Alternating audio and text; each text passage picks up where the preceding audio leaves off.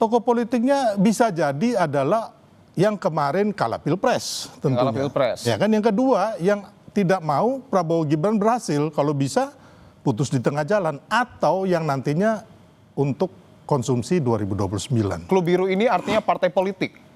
Ya, bisa jadi partai politik, dan memang kita udah tahu ya kan, saat ini pun mereka sudah mulai mempersiapkan calonnya, sudah membentuk elemen-elemen di berbagai daerah, sudah gitu loh. Dan Tapi Anda berani menyebutkan, Bung Silvester, partai politik mana yang menjadi tokoh agenda besar ini?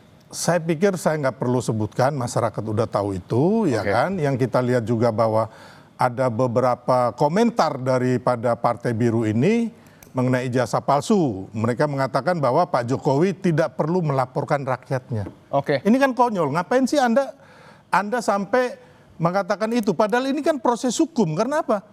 Orang menuduh tanpa bukti, ya kan? Makanya Pak Jokowi dan kami, teman-teman itu melaporkan ada pencemaran nama baik, ada fitnah, ada penghasutan gitu loh. Ya. Dan kan tidak perlu gitu loh mereka berkomentar gitu. Ada juga dari pengurus Partai Biru itu mengatakan bahwa ini hanya untuk pengalihan isu. Baik, kita sudah tangkap poinnya, Bung Silvester. Saya ingin ke Mas Toto dulu. Mas Toto, tadi kan dibilang bahwa klunya ini baju biru.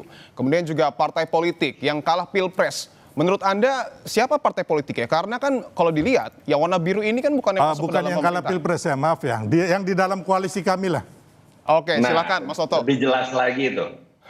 Ya, menurut saya isunya kan akhirnya menjadi politik ya. Ketika kemudian memang dimulai dengan Pak Jokowi juga memberikan sebuah clue, ada tokoh besar di balik isu ijazah palsu, mengenai juga pemakzulan, lalu dijabarkan lebih spekulatif lah dan teknis menurut saya oleh Bang Silvester atau Bang Ade Darmawan.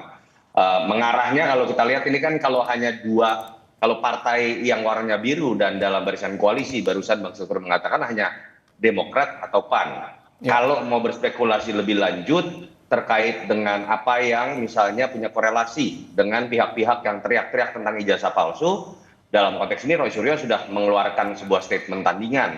Karena dia merasa dia dulunya Demokrat. Jadi kalau dengan rentetan variabel tadi, bukan tidak mungkin arahnya adalah kepada Partai Demokrat. Apalagi ada kalimat menginginkan anaknya menggantikan.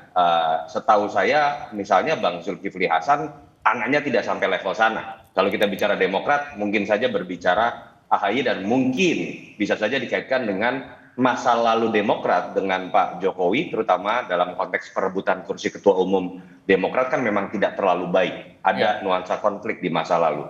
Tapi menurut saya ini entah apapun kebenarannya, kita kan nggak bisa ya kemudian membuktikan ini. Tapi yang jelas kalau benar ini terjadi, menurut saya yang paling jatuh adalah kewibawaan Pak Prabowo. Ketika kemudian Pak Prabowo seakan-akan tidak bisa berbuat apa-apa antar partai koalisinya, antara tokoh-tokoh terbesar dalam koalisinya, apalagi ini menyangkut nama SBY dengan Pak Jokowi loh, dua orang mantan presiden yang setahu saya Pak Prabowo sangat menjaga hubungan dengan semuanya, bahkan dengan Ibu Mega sekalipun walaupun masih menjadi oposisi. Pertanyaannya adalah kenapa sih kalau betul itu terjadi dalam konteks tuduhan teman-teman, lalu kenapa nggak diselesaikan oleh Pak Prabowo? Dan ini yang menyampaikan pertama kali adalah Pak Jokowi, Mas Toto. Apa yang pesan ingin disampaikan oleh Pak Jokowi? Begini, Pak Jokowi tidak pernah menyebutkan nama, merek, dan kemudian kode warna. Pilihannya jadi dua.